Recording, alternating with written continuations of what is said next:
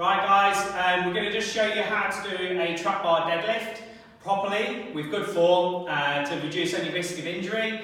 I know a lot of people struggle with this way of lifting, so Sam and me are going to show you how now to lift the bar correctly with good form and the right technique. So what you're going to do firstly is you're going to bend down, bend your knees, drop down, seating down like you're sitting onto a bench, grip your hands onto the bar, nice and tight.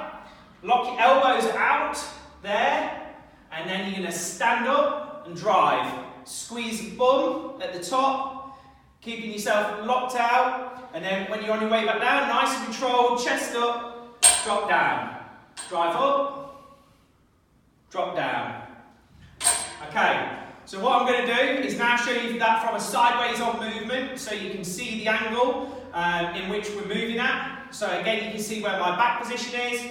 So, we'll just turn sideways on. Right, so again, we're going to squat down like we're sitting onto a bench.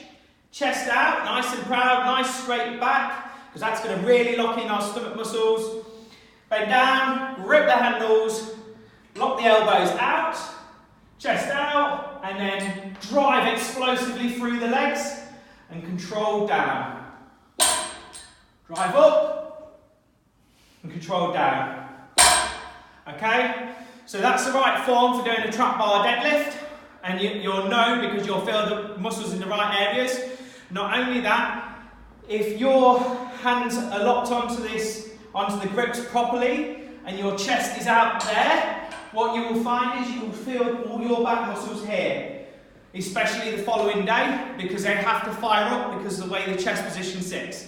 So that's the trap bar deadlift, everyone, and just remember that for your form when you're doing it next time.